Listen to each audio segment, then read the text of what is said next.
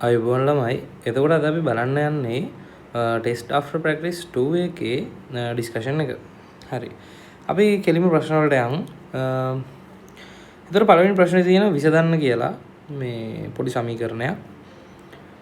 හරිම ලේසි. 2x වතාවක් 1 ධන x සමානයි 0 කියලා තමයි තියෙන්නේ. එතකොට අපි මේක විසඳ ගන්නවා නම් කොහොමද විසඳගන්නේ? අපිට මෙහෙම කරන්න පුළුවන්. ඉතින් දැන් මෙතන තියෙන්නේ පද දෙක ගුණිතයන්නේ.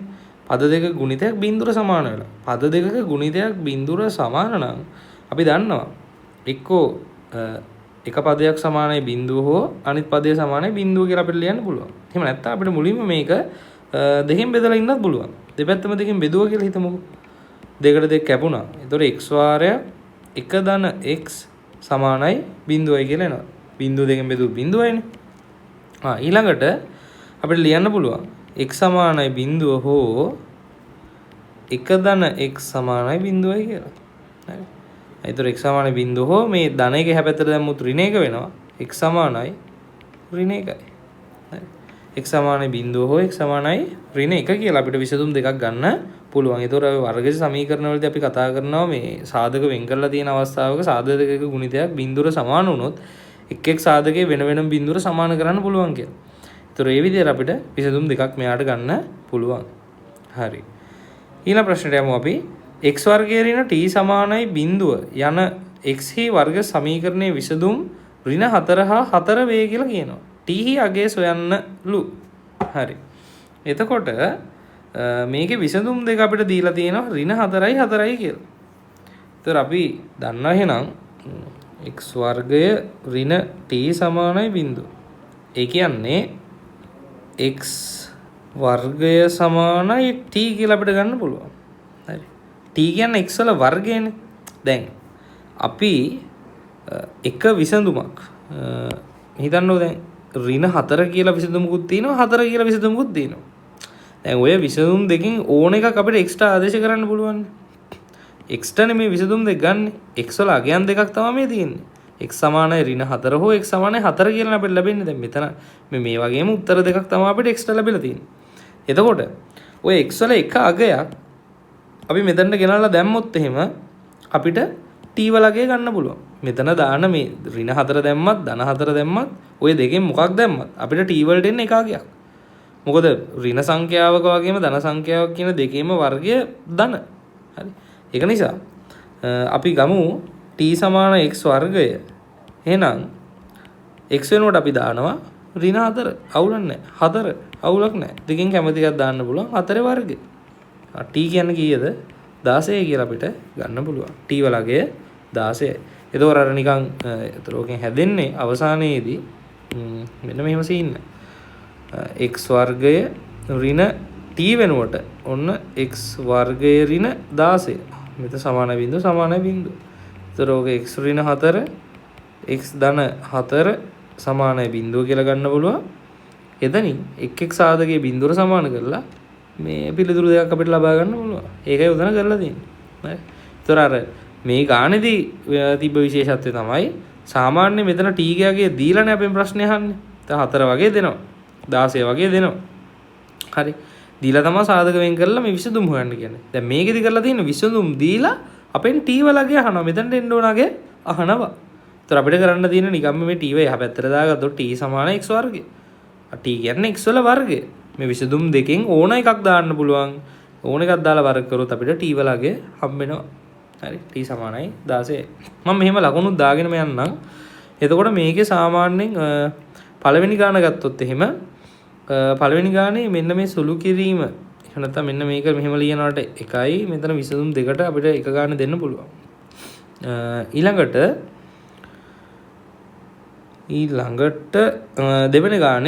දෙවන ගානේ අපිට මේ මෙතන විසඳුමක් ආදේශ කරගන්නවට එකකුයි අවසාන පිළිතුරට එකකුයි දෙන්න පුළුවන්. හරි. ඊළඟ ගාන ගත්තොත් එහෙම 2x ධන 5y සමානයි 13 5x ඍණ 12y සමානයි 8 යන සමගාමී සමීකරණ යුගලයේ විසඳීමෙන් තොරව x ඍණ y හි අගය සොයන්න. දැන් ඔය මොකද්ද ඔය කතාව? විසඳීමෙන් තොරව කියන්නේ මොකද්ද? විසඳන්නේ නැතිව උත්තරය අහනවා. ඔය විසඳීමෙන් තොරව කියලා මේගොල්ලෝ අදහස් කරන්නේ x වල සහ y වල අගයන් වෙන වෙනම හොයන්නේ නැතිව කියන එක. හරිද? x වල සහ y වල අගයන් වෙන වෙනම ගත්තොත් එහෙම x ගෙන් y ගේ අගය අඩු කරලා අපිට x ඍණ y වල අගය හොයන්න පුළුවන් නේ. එහෙම වෙන වෙනම xy yy හොයන්නේ නැතිව x ඍණ y කියන සම්පූර්ණ එක්කෙනාව එකපාර හොයන්න කියලා තමයි ඔය කියන්නේ. පැහැදිලිද? එතකොට අපිට පොඩි වැඩක් කරන්න පුළුවන් මෙතනදී. මේ බලන්න මම මෙයාව ගන්නම් පළවෙනි සමීකරණය කියලා මෙයාව ගන්නම් දෙවන සමීකරණය කියලා. ඔය දෙන්නව නිකමට එකතු කරලා බලන්න. මෙතන ගොඩක් වෙලාවට වෙන්නේ ඔය දෙන්නව එකතු කරන්න හරි අඩු කරන්න හරි එන්නේ අපිට. ඔය වගේ සමගාමී සමීකරණ යුගලයක් දීලා විසඳීමෙන් තොරව x ඍණ y වල හරි x ධන y වල හරි අගයක් හොයන්න කිව්වොත් එහෙම එක්ක එකතු කරන්න එක්ක අඩු කරන්න තමයි අපිට එන්නේ. අනිකන් එකතු කරලා බලන්නකො මොකද වෙන්නේ කියලා. 1 2 එකතු කරනවා. බලන්න. සජාතිය පදන එකතු කරන්න 2x ට 5x එකතු වුණොත් මෙතන 2x 5x එකතු වෙනවා. 5y 12y සුළු වෙනවා. ඊට පස්සේ 13ට 8ක් එකතු වෙනවා. එහෙමයි වෙන්නේ. එතකොට 5යි 2යි ගත්තොත් 7x වෙනවා. ඍණ 5යි ධන 12 ධන 5යි ඍණ 12යි ගත්තොත් එහෙම ඍණ 7y හැදෙනවා. සමානයි 8යි 13යි කියන්නේ 21යි. ඉතින් ඔතනින් මේ බලන්න වම් පැත්තේ දෙන්න ගාවම 7ක් තියෙනවා. ඒ කියන්නේ 7 දෙන්නටම පොදුයි. ඔය පොදු සාධක එළියට අදින්න. එතකොට x ඉතුරු වෙනවා ඍණ y ඉතුරු වෙනවා. සමාන 21යි කියලා ගන්න පුළුවන්. දෙපැත්තම 7ෙන් බෙදන්න. මොකද වෙන්නේ? අපිට එනවා x ඍණ y කියන්නේ 3යි කියලා. පැහැදිලිද? එතකොට අපි x වලගේ y වලගේ වෙන වෙනම හෙව්වේ නැහැ මෙතනදී. සමගාමී සමීකරණ යුගලේ විසඳුවේ නැහැ. සමගාමී සමීකරණ යුගලේ විසඳන්නේ නැතුව ඒ කියන්නේ x වල හා y වල ගැන වෙන වෙනම හොයන්නේ නැතිව අපි එකපාර x ඍණ y ගේ අගයම හොයාගත්තා. පැහැදිලිද? ඒතර උතනදී ඔය වගේ ගණන් මේ සාමාන්‍යයෙන් එනවා. ඉඳලා හිටලා මේ හුරුබුරුදු ගානක් ඕක. සමහර අයට හුරුබුරුදු නැහැ ප්‍රශ්න පත්‍ර කරලා නැති නිසා. එතකොට මේකෙන් ඔය අත්දැකීම ගන්න. මේ වගේ ගානක් ආවොත් එහෙම ගොඩක් වෙලාවට එන්නේ කෙටි ප්‍රශ්නයක සමගාමී සමීකරණ මේ විසඳන්නේ නැහැ. රචනා ප්‍රශ්නේ එනවා. කෙටි ප්‍රශ්නේ ඒවා විසඳන්නේ නැහැ. කෙටි ප්‍රශ්නේ පොඩියෙන් අර සුළු කිරීමට ටක් ගාලා කරන්න දෙයක් එන්නේ. හරි. එතකොට උතනදී කරන්න තියෙනවා නිකම්ම සමීකරණ යුගල එකතු කරගන්න. එකතු කරලා සම්බන්ධයක් ගන්න පුළුවන්ද කියලා බලන්න. එහෙම බැරි නම් අඩු කරලා බලන්න සමීකරණ යුගලේ. අනිවාර්යෙන් එකතු කිරීමෙන් හෝ අඩු කිරීමෙන් ඔයාලට ওই සම්බන්ධතාවය හැදෙනවා. හරි. හොඳයි. එහෙනම් අපි යමු ඊළඟ ගානට. මේකෙත් ලකුණු දාගෙන යන්. ඔයා මෙන්න මේ විදිහට ලියාගෙන කියන්නේ එකතුව ගන්නවට ඔයාට එක ලකුණක් දෙන්න පුළුවන්. ඊට පස්සේ අවසාන පිළිතුර ගන්නවට එක ලකුණක් දෙන්න පුළුවන්. ඒ විදිහට ලකුණු දෙකක් හම්බ වෙනවා. හරි. ඊළඟට සුපුරුදු පරිදි මොකද්ද මේ තියෙන්නේ? වර්ග සමීකරණයක් තියෙනවා. ත්‍රිපද වර්ගජ ප්‍රකාශනයක් තියෙනවා වම් පැත්තේ. එයාගේ සමීකරණයක් හදලා තියෙනවා. එතකොට ওই ත්‍රිපද වර්ගජ ප්‍රකාශනයේ සාධක වලට වෙන් කරගත්තා නම් හරි බැලුමට x ඍණ 3 වර්ගය වගේත් පේනවා. ඔව් නේද? x ඍණ 3 වර්ගය තමයි මේ තියෙන්නේ නේ. එතකොට x ඍණ 3 වර්ගය කියන්නේ x වර්ගය මෙයා ප්‍රසාරණය කරොත් එන්නේ x වර්ගය ඍණ මේ දෙන්නගේ ගුණිතයේ දෙගුණය. ඒ කියන්නේ 3 වරක් 2 6යි x 3 වර්ගය 9. මෙයා තමයි ඉන්නේ. මේක සමානයි බිඳුවලු. එහෙනම් ඉතින් අපි ලියන්න පුළුවන් x ඍණ 3 සමානයි බිඳුව. ඒ කියන්නේ x සමානයි 3යි කියලා. ඔන්න ඔය විදිහට විසඳ ගන්න පුළුවන්. එක විසඳුමයි එන්නේ. හරි. හොඳයි. ඕකට ලකුණු දෙකක් දෙන්න පුළුවන් ඔයාලට. මේ විදිහට ලියා ගන්නවට එකයි අවසාන පිළිතුරට එකයි දෙන්න පුළුවන්. හරි. ඊළඟට පහ බෙදීම x ඍණ 8 සමානයි 2 විසඳන්න කියලා කියනවා. මොකද කරන්න තියෙන්නේ? වීජීය භාගාකාරයේ විසඳීමක් නේ. මුලින්ම මෙන්න මේ පදය අපිට එහාට මෙහාට කරන්න බෑනේ. x කින් ගුණ කරන්න බෑනේ. මේ ඍණ 8ක් අපිට හරස් වෙලා ඉන්නවනේ. ඔය ඍණ 8 දාන්න එහා පැත්තට. ඍණ 8 එහා පැත්තට දාගත්තාම අපිට වැඩේ ලේසි. අය ඍණ 8 එහා පැත්තට ගියම මොකද වෙන්නේ? ධන 8ක් වෙනවනේ. ඒ කියන්නේ පහ බෙදීම x සමානයි 8යි 2යි එකතු වුණොත් 10ක් වෙනවා. දැන් x කින් ගුණ කරන්න. එතකොට පහ සමානයි 10යි x වෙනවා. දෙපැත්තම 10න් බෙදන්න. 10ට 10 කැපෙනවා. x සමානයි 5ට 5 එකයි 10ට 5 2යි. දෙකෙන් එකයි කියලා ගන්න පුළුවන්. වැඩේ ඉවරයි. මේව ගුණ කරගන්නවට එකක් දෙන්න. ඒ කියන්නේ එහා පැත්තට මේ ඍණාට එහා පැත්තට දාලා සුළු කරගන්නවට එකක් දෙන්න පුළුවන්. අවසාන පිළිතුරට එකක් දෙන්න පුළුවන්. දෙකෙන් එකයි කියලා ගන්න පුළුවන් x ගියාගේ. හරි. ඊළඟට අපි මොකද සමගාමී සමීකරණ ප්‍රශ්නයකට යන්නේ. හරි බලමු එහෙනම්. ප්‍රශ්නේ පොඩ්ඩක් අරගමු අපි අරට පිටුවකට දාගමු. දාගෙන හදමු. මට තප්පරයක් දෙන්න.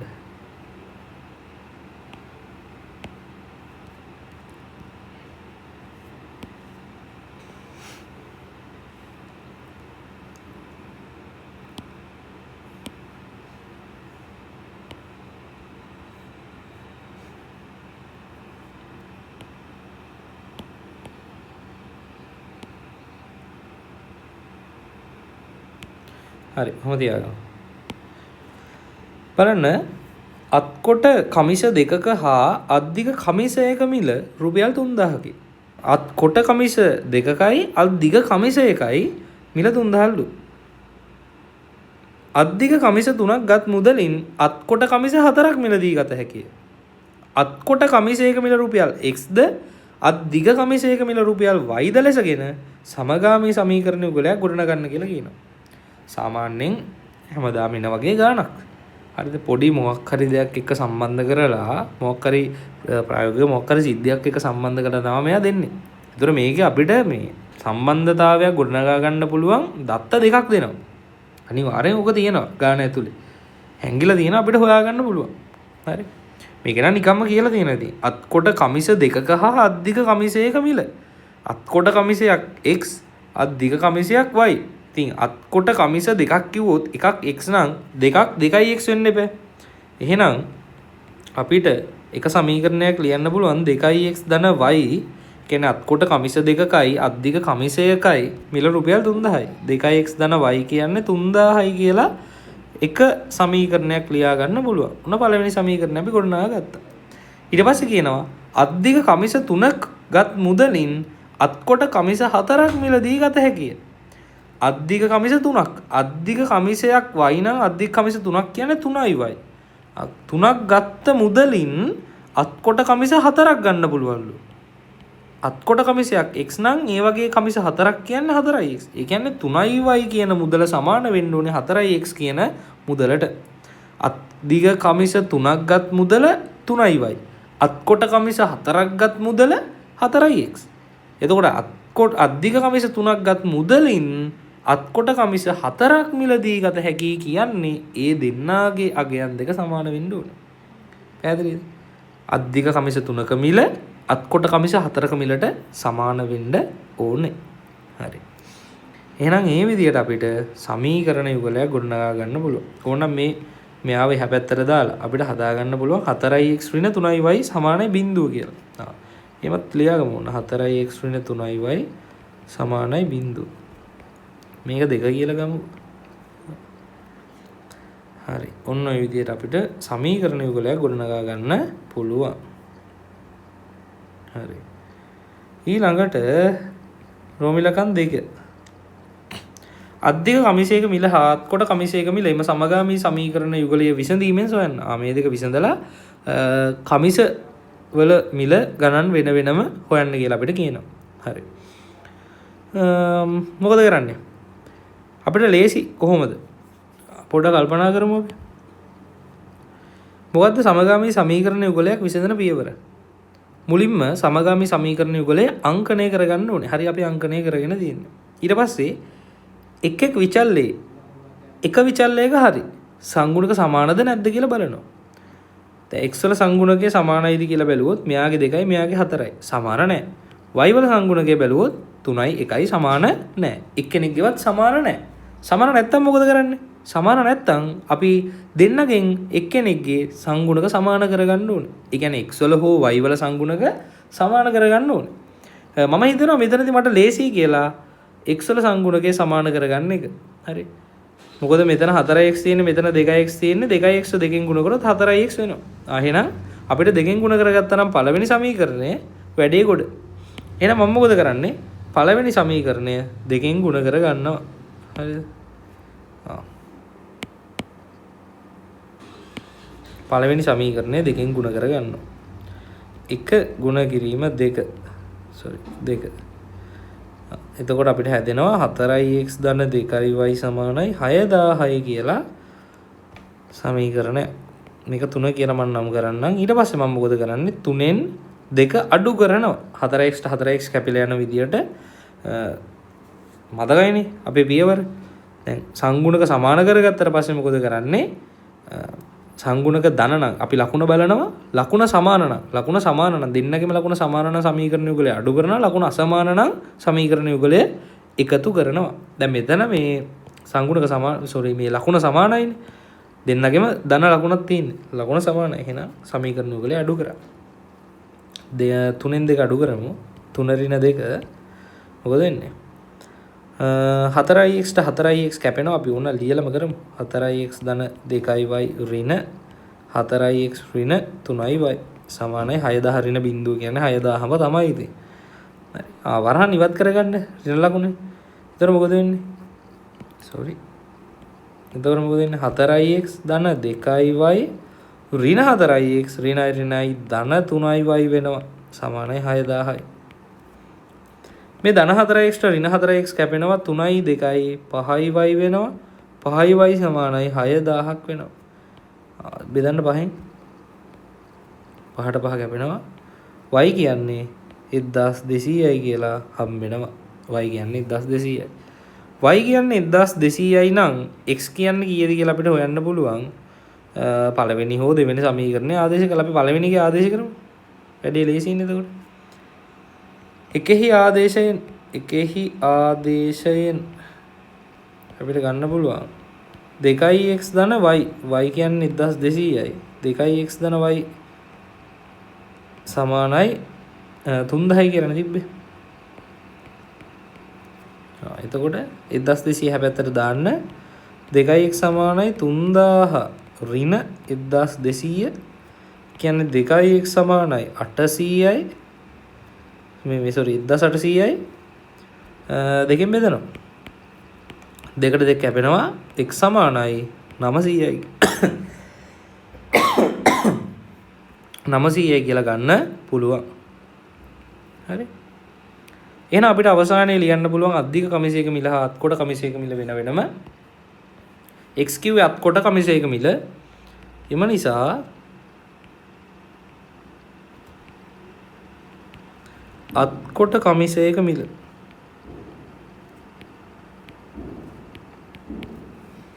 මිල රුපියල් 900යි.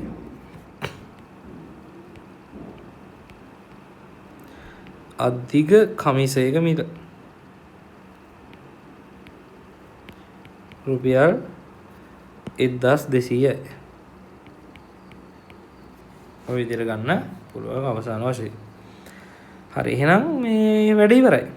හරිම ලේසි ගානක්. හරි. ඊළඟට සාධක සොයන්න කියලා එකක් තියෙනවා. මෙන්න මේක මරු ගාන. හරි. සාධක හොයන එක මරු ගාන. හරි. එකපාර හිතෙන්නේ නැහැ කෙනෙක්ට.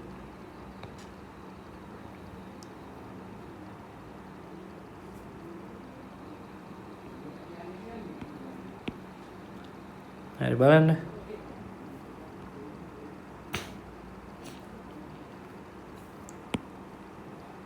හොඳයි. x වර්ගය ධන 4x ධන 4 ඍණ y වර්ගය කියලා ප්‍රකාශනයක් තමයි උතන තියෙන්නේ. මේ බලන්න. x වර්ගය ධන 4x ධන 4 ඍණ y වර්ගය කියලානේ මේ අපිට දීලා තියෙන්නේ ප්‍රකාශනය. මෙන්න මේ තුන් දෙනාවම පොඩ්ඩක් අල්ලලා බලන්න. මේ තුන් දෙනාම ගත්තොත් ඔය x වර්ගය ධන 4x ධන 4 කියන්නේ කවුද? x වර්ගය ධන 4x ධන 4. ඔය x වර්ගය ධන 4x ධන 4 කියලා කියන්නේ x ධන 2 වර්ගය. මේ සම්පූර්ණ එක්කෙනාගේ වර්ගය x ධන 2 වර්ගය. x ධන 2 වර්ගය ප්‍රසාරණය කරලා බලන්න. x වර්ගය ධන 4x ධන 4 කියලා එන්නේ. ඒක කෙනෙක්ට එකපාර මීටර වෙන්නේ නැහැ. එකපාර ටච් වෙන්නේ නැහැ. ඔන්නෝම ඍණ y වර්ගය කියලා ගන්න පුළුවන්. ඕක ගත්තට පස්සේ ඔන්න අමාරු සිද්ධිය. හරි. මෙන්න x ධන 2 වර්ගයක් තියෙනවා. ඍණ y වල වර්ගයක් තියෙනවා. මේ මොකද්ද මේ තියෙන්නේ කියන්නේ? මෙයත් වර්ගයක් ඒ දෙන්න මැද්දෙන් ඍණ ලකුණක්. වර්ග දෙකක අන්තරයක්. ඔන්න ඔතන හැදෙනවා ආයමත් වර්ග දෙකක අන්තරයක්. වර්ග දෙක අන්තරයේ සාධක නැවත අපිට ලියන්න පුළුවන්. පැහැදිලිද? එතකොට මෙතනින් ආවා x ධන දෙකේ වර්ගය කියලා මේ සම්පූර්ණ එක්කෙනාව මේ පූර්ණ වර්ගයක් විදිහට අපි ලියාගත්තා. ඔන්න එතන වර්ගයක් තියෙනවා. ඊට පස්සේ ඍණ y වර්ගය. වර්ග දෙකයි මැද අන්තරය වර්ග දෙක අන්තරයක්. එහෙනම් අපිට වර්ග දෙක අන්තරයේ සාධක ලියන්න පුළුවන්. වර්ග දෙක අන්තරයේ සාධක ලියන මේ සාධාරණ ආකාරය පොඩ්ඩක් මතක් කරගමු. a වර්ගය ඍණ b වර්ගයේ ආකාරය තිබ්බොත් අපි කොහොමද සාධක ලියන්නේ? a ඍණ b a ධන b කියලා. පැහැදිලිනේ? මතකයිනේ නේ? එහෙනම් ඉතින් මෙයාව මේ සම්පූර්ණ එක්කෙනාව a වල වර්ගය කියලා හිතන්න. මේ සම්පූර්ණ මෙයාව y මේ වර්ගය කියලා හිතන්න. හරි. x ධන දෙක කියන සම්පූර්ණ එක්කෙනාව a කියලා හිතන්න. හරි. එතකොට a ගේ වර්ගය. a ගේ වර්ගය නම් a ඍණ y a ධන y. එහෙම දෙන්නේ. a වෙනුවට ඉන්නේ x ධන දෙක. එහෙනම් අපිට ලියන්න පුළුවන් x ධන දෙක ඍණ y x ධන දෙක ධන y කියලා. හරි. x ධන දෙක ඍණ y x ධන දෙක ධන y. ඔන්න ඔය විදිහට අපිට සාධක දෙක වෙන් කරගන්න පුළුවන්. ඔන්න ඔය දෙක තමයි අවසාන වශයෙන් සාධක වෙන්නේ. හොඳයි. එතකොට එතනින් පස්සේ අපිට ඊළඟ ගානට යන්න පුළුවන්. අපි මේකේ ලකුණු පොඩ්ඩක් ලැබෙන හැටි පොඩ්ඩක් බලමු. මෙන්න මේ සමීකරණය හදාගන්න ලකුණු දෙකක් දෙමු. අපි මේකත් හදාගන්නවට දෙකක් දෙමු. ඊළඟට විසඳන පාර්ට් එකේ අවසාන පිළිතුරට එකක් දෙන්න පුළුවන්. මෙතනත් එකක් දෙන්න පුළුවන්. එතන අතරමැද්දේ සුළු කිරීමට අපි එකක් දෙමු ආදේශයට. මෙතනත් සුළු කිරීමට අපි එකක් දෙමු. එතකොට 1 2 3 4 5 6 7 8යි කියලා හම්බෙලා තියෙනවා. අවසාන වශයෙන් මෙතනට අපි ලකුණු දෙකක් දෙමු. මෙයාට 1යි සාධක දෙක හොයා ගන්නවට 1යි ඔය විදියට. හරි. හොඳයි.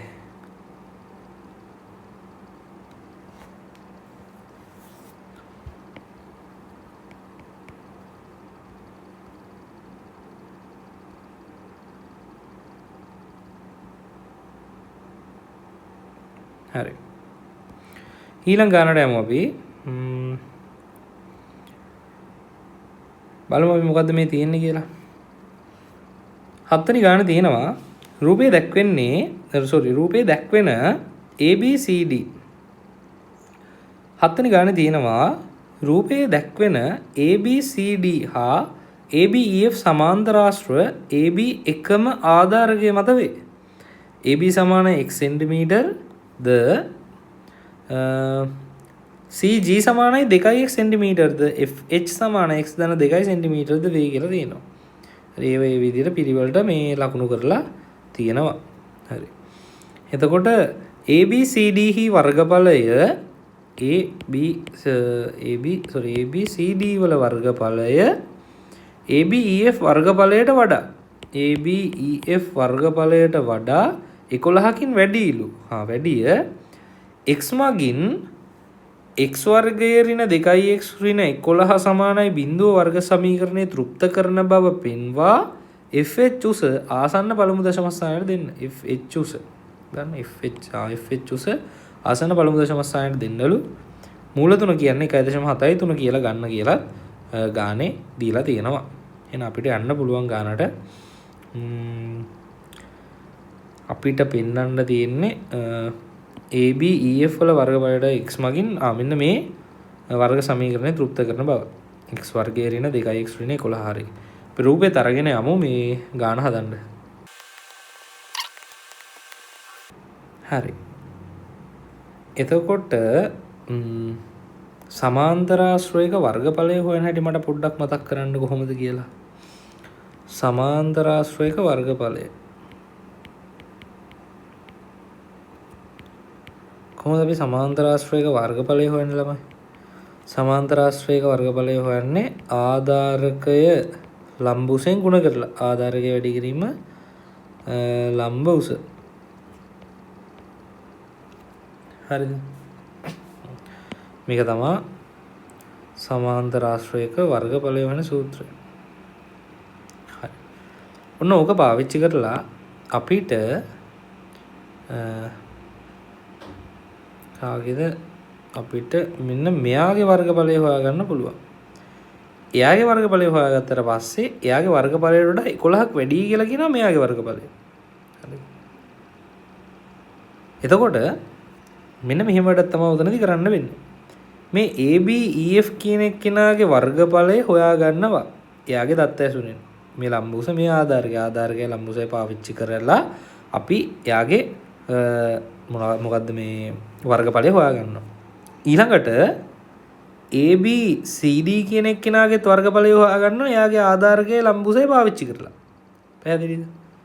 එයාගේත් ආධාරකයේ ලම්බුසයි පාවිච්චි කරලා මේ අපි යාගේ වර්ගඵලය හොයාගන්නවා. ඊට පස්සේ ඒ දෙන්න අතර සම්බන්ධතාවය ගොඩනගනවා. මොකද්ද සම්බන්ධතාවය?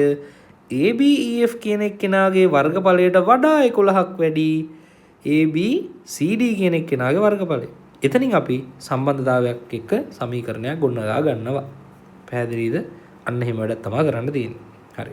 එහෙනම් අපි වැඩේට යමු. අපි ලියනවා AB EF හි වර්ගඵලය සමානයි ආධාරකය වැඩි කිරීම ලම්බුස ආධාරක x ලම්බුස x ධන 2යි. හරිනේ ආධාරක x ලම්බුස x ධන 2යි. x වාරයක් x ධන 2 කියලා ගන්න පුළුවන්. ඕනෝක ප්‍රසාරණය කරලත් ගමු අපි. වරහන් ඉවත් කරන්න x වර්ගය ධන 2x කියලා ගන්න පුළුවන්. හරි. ඊළඟට ABCD වර්ගඵලය ගමු. ABCD හි වර්ගඵලය ABCD වල වර්ගඵලය ගත්තොත් එයාගේ ආධාරක x ලම්බුස 2x එහෙනම් ආධාරක x ගුණ කිරීම 2x ඒ කියන්නේ 2x වර්ගය කියලා ලියා ගන්න පුළුවන්. මොකද්ද තියෙන සම්බන්ධතාවය?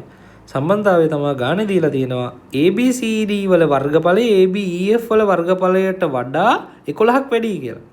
කියන්නේ ABCD වල වර්ගඵලය 2x වර්ගයනේ. එයා වැඩිලු එයා සමාන නැහැ කියන්නේ x වර්ගය ධන 2x ධන 11ට. හරි. දැන් ABEF වල වර්ගඵලය x වර්ගය ධන 2x. ඒකට 11ක් එකතු කරාම එයා සමාන වෙනවා මෙයාට. එහෙම කියලා තමයි ගානේ කියන්නේ. එහෙනම් අපිට පුළුවන් සුළු කරගන්න තනි සමීකරණයකට හදාගන්න මේක. මෙන්න මේ පැත්තේ ඉන්න සෙට් එකම වම් පැත්තට දාලා. එහෙනම් අපි සමාන ලකුණෙන් එහා පැත්තට දාද්දී කට්ටියම ඍණ කරමු. 2x වර්ගය ඍණ x වර්ගය ඍණ 2x ඍණ 11 සමානයි 0. 2x වර්ගයෙන් x වර්ගයක් ගියොත් 1x වර්ගයක් ඉතුරු වෙනවා. x වර්ගය ඍණ 2x ඍණ 11 සමානයි 0 කියලා අපිට සමීකරණය ගොඩනගා ගන්න පුළුවන්. බලමු ඕකද හදන්න කියලා තියෙන්නේ කියලා. ඔව් හරිනේ නේද? මේ තියෙන x වර්ගය ඍණ 2x ඍණ 11 සමානයි 0. තෘප්ත කරන බව පෙන්නවා. ඊට පස්සේ FH උස ආසන්න පළමු දශම ස්ථානයට FH හොයන්න කලින් අපිට x ලගේ හොයන් ඉන්න ඕනේ. x දෙකක් එකතු කරලා අපිට FH හොයාගන්න පුළුවන්. එහෙනම් x හොයන්න මොකද්ද කරන්න ඕනේ? x හොයන්න නම් මේ හදාගත්ත වර්ග සමීකරණ එක්ක වර්ග පූර්ණයෙන් එහෙම නැත්නම් සූත්‍රයේ භාවිතයෙන් විසඳන්න ඕනේ. ගාන විශේෂත්වයක් කියන්නේ නැහැ සූත්‍රයෙන්ද හදන්න කියන්නේ මේ වර්ග පූර්ණයද කරන්න කියන්නේ කියලා ගාන කියලා නැහැ. අපිට කැමති එකක් පාවිච්චි කරන්න පුළුවන්. එහෙනම් ඉතින් අපි මම නම් වඩාත්ම කැමති වර්ග පූර්ණයට. ඉතින් මම සුපුරුදු පරිදි වර්ග පූර්ණය කරනවා. හරි. කොහොමද වර්ග පූර්ණය කරන්නේ? අපි ගන්නවා අපේ සමීකරණය x වර්ගය ඍණ 2x ඍණ 11 සමානයි 0 කියන එක්කෙනාව. ඊට පස්සේ මේක x ඇතුළත් සමීකරණ නිසා x ගන්නවා. මැද පදයේ සංගුණකය දෙකෙන් බෙදා ගන්නවා. දැන් අපිට මතක් කරගන්න පොඩි නීතියක් තියෙනවා. හරිද? මොකද්ද නීතිය? මේ වර්ග සමීකරණයක් වර්ග පූර්ණය කරනවා නම් x වර්ගයේ සංගුණකය අනිවාර්යයෙන්ම එකක් වෙලා තියෙන්න ඕනේ. එකක් වෙලා නැතිව වර්ග පූර්ණය කරන්න යන්න එපා. ඔයාට ගාන වරදිනවා. x වර්ගයේ සංගුණකය මෙතන එකක් නිසා තමයි මම එකපාර වර්ග පූර්ණය කරන්න ගත්තේ. මෙතන 2 හරි 3 හරි ඔහොම තියෙනවා නම් කොයි තියෙන x වර්ගයේ සංගුණකයෙන් සම්පූර්ණ සමීකරණයම බෙදලා ඉන්න ඕනේ. බෙදලා මෙයාව එකක් කරගෙන තමයි වර්ග පූර්ණයට යන්නේ. හරි. මම අතරමැද්දෙන් පොඩ්ඩක් මතක් කරා. හරි. එහෙනම් අපි වර්ග පූර්ණය කරමු. x ඇතුළත් සමීකරණ නිසා x ගන්නවා. මැද පදයේ සංගුණකයේ දෙකෙන් බෙදලා වරහන් කරලා වර්ග කරනවා. ඊට පස්සේ මෙතනට එන සංඛ්‍යාව මොකක් වුණත් කමන්නේ යාගේ වර්ගය අපි ප්‍රකාශනයෙන් අඩු කරනවා. ඍණ එකේ වර්ගය 1යිනේ. එකක් අඩු කරා. තව ඍණ 11ක් තියෙනවා සමානයි 0යි. සෙට් එකම ගෙනිලා එහා පැත්තට දාන්න. ඍණ 1යි ඍණ 11යි කියන්නේ ඍණ 12යි. ඍණ 12 එහා පැත්තට ගියොත් ඍණ 12 එහා පැත්තට ගියොත් කීයක් වෙනවද? ධන 12ක් වෙනවා. ඒ කියන්නේ x ඍණ 1 වර්ගය සමානයි 12යි කියලා අපිට ලියා ගන්න පුළුවන්. මේ වර්ගය එහා පැත්තට දාන්න වර්ග මූලය වෙනවා x ඍණ 1 සමානයි අපි ඉස්සරහින් ධන හෝ ඍණ දානවා මූල 12. ඒ කියන්නේ x සමානයි 1 ධන හෝ ඍණ මූල 12 කියලා ලියා ගන්න පුළුවන්. මූල 12 කියන්නේ කර්ණි පාවිච්චි කරලා ලියුවොත් අපිට 4 වරක් 3 කියලා ලියන්න පුළුවන්. හරි 4 වරක් 3. x සමානයි 1 ධන හෝ ඍණ 2යි මූල 3 කියලා ගන්න පුළුවන්. ඔන්න මූල 3 යගේ ගානේ දීලා තිබ්බා. බලන්න. මූල 3 යගේ ගානේ දීලා තියෙනවා. දීලා නැත්නම් තවුලක් නැහැ. 1.73 කියලා ගන්න පුළුවන්. මේ තියෙන්නේ මූල 3 යගේ 1.73 කියලා ගානේ දීලා තියෙනවා. හරි. එතකොට x සමානයි 1 ධන හෝ ඍණ දෙවරක් මූල 3 වෙනකොට අපි ආදේශ කරනවා ගානේ දීලා තියෙනාගේ 1.73. එහෙනම් දෙකෙන් ගුණ කරලා ගමු. 1 ධන හෝ ඍණ දෙවරක් 3 6යි. දෙවරක් 7 14න් 4ක් දානවා එකක් ඉතුරුයි. දශම තිබ්බා. ඒතර දෙවරක් එක 2යි අර 1යි 3යි කියලා ගන්න පුළුවන්. හරි නේද? දෙවරක් 3 6යි. දෙවරක් 7 14න් 4ක් දානවා එකක් ඉතුරුයි. දෙවරක් එක 2යි 1යි 3යි කියලා ගන්න පුළුවන්. හරි එහෙනම් අපිට පිළිතුරු දෙකක් ගන්න පුළුවන්. ධන සලකලා එක උත්තරයක්, ඍණ සලකලා එක උත්තරයක්. ධන සලකුවොත් එහෙම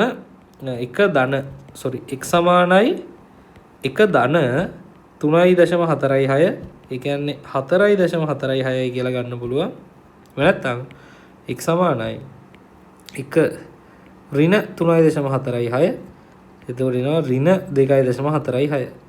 මෙන්න මේ පිළිතුර ගන්න බෑ. ඇයි ගන්න බැරි? x කියන්නේ කවුද? x කියන්නේ කවුද? x කියන්නේ දිගක්. x කියන්නේ දිගක්. දිගක් ඍණ වෙන්න බෑ. ඒක නිසා අපි මෙන්න මේ සංකේතය දානවා මේ විය නොහැක කියන්න. මක් නිසාද? දිගක් ඍණ විය නොහැක. මේක ලියන්නවත් අවශ්‍ය නැහැ. අපි සාමාන්‍ය ඉතින් ලියනවා. හරි. හොඳයි. එතකොට x වලගේ අපිට ගන්න පුළුවන් 4.46 කියලා. අපිට කිව්වේ මේ ගානේ ආසන්න මොකේද? ආසන්න පළමු දශම ස්ථානයට දෙන්න කියලා. හරි. ආසන්න පළමු දශම ස්ථානයට එන x වලගේ හොයාගමු අපි. මෙයාව පළමු දශම ස්ථානයට වැටෙවුවොත් කොහොමද වැටෙන්නේ? පළමු දශම ස්ථානයට වටේනවා නම් බලන්න දෙවන දශම ස්ථානයේ දිහැ. දෙවන දශම ස්ථානයේ තියෙන සංඛ්‍යාව 5 හෝ 5ට වැඩි නම් අපි වටයත් ඉස්සරහට එකක් එකතු කරලා මෙයාව අයින් කරලා දානවා. දැන් 5ට වඩා වැඩිනේ. ඉස්සරහට එකතු කරමු ඉතින්. එතකොට අපිට එනවා උත්තරේ x සමානයි 4.5 සෙන්ටිමීටර කියලා. සෙන්ටිමීටර වලින් නේ දීලා තිබ්බේ මෙයාගේ. බලන්න. ඔව් සෙන්ටිමීටර වලින් දීලා තියෙන්නේ. හරි. එහෙනම් අවසාන වශයෙන් අපිට හොයන්න පුළුවන්. එම නිසා FH දිග FH සමානයි x ධන 2 සමානයි x කියන්නේ 4.5 ධන 2 සමානයි 6.5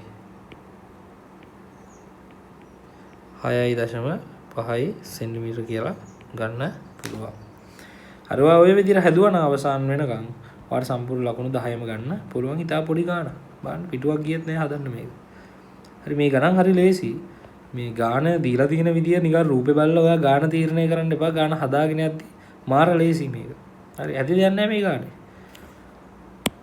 දැක්කනේ අපි පිටුවක් ගියෙත් නෑ හදලා දැම්මා. ටක් ගාලා. හොඳයි එහෙනම්. ඔය විදිහට අපිට ඒ ගානත් ඉවර කරන්න පුළුවන්. එහෙනම් අපි බලලා ලකුණු ටික දාගමු. අපිට පුළුවන් මෙයාගේ වර්ගඵලය හොයාගන්නට එකක් දෙන්න. මෙයාගේ වර්ගඵලය හොයාගන්නට එකක් දෙන්න.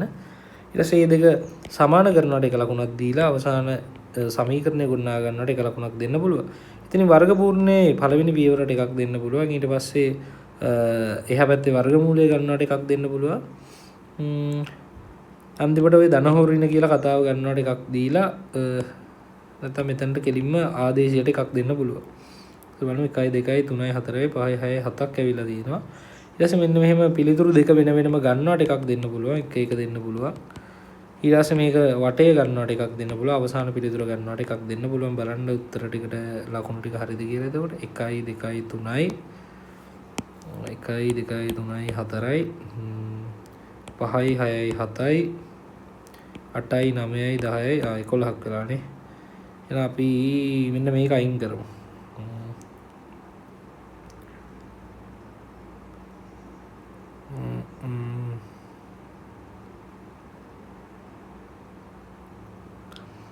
අපි අයින් කරමු. මේ ලකුණ අයින් කරමු.